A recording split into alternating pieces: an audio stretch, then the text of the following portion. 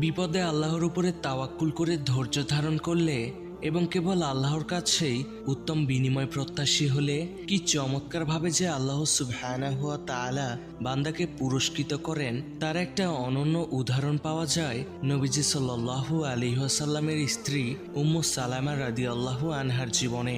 নবীজির সাথে উম্মু সালামা রাদিয়াল্লাহু আনহার তখনও বিয়ে হয়নি। তিনি তখন অন্য একজন সাহাবীর স্ত্রী। রাসূলের স্ত্রী হওয়ার আগেই উম্মু সালামা নবীজি সাল্লাল্লাহু আলাইহি ওয়াসাল্লামের মুখে একটা হাদিস শোনেন।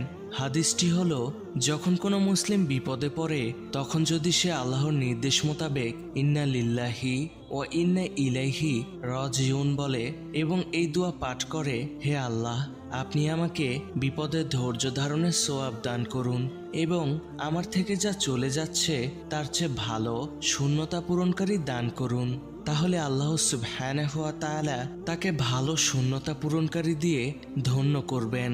উম্মু সালামা বলেন, এরপর যখন আমার স্বামী আবু সালামা ইন্তেকাল করেন আমি মনে মনে ভাবলাম কোন মুসলিম আবু সালামা থেকে উত্তম হতে পারে। তিনি সর্বপ্রথম ব্যক্তি যিনি হিজরত করে রাসূলুল্লাহ সাল্লাল্লাহু আলাইহি ওয়াসাল্লামের কাছে পৌঁছেছেন। তারপরেও আমি এ দোয়া পাঠ করলাম। এরপর মহান আল্লাহ তাআলা আবু সালামার স্থলে আমাকে রাসূলুল্লাহ সাল্লাল্লাহু আলাইহি ওয়াসাল্লামের মতো স্বামী দান করেছেন। উম্মু সালামা রাদিয়াল্লাহু আনহা তার উপর আপতিত বিপদের সময়ে আল্লাহ সুবহানাহু ওয়া তাআলার উপরে তাওয়াক্কুল করেছেন এবং ধৈর্য ধরেছেন।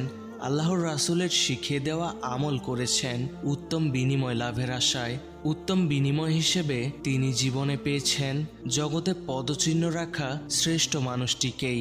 তিনি সৌভাগ্য লাভ করেছেন শ্রেষ্ঠতম রাসূলের স্ত্রী হওয়ার। সুবহানাল্লাহি ওয়া বিহামদিহি।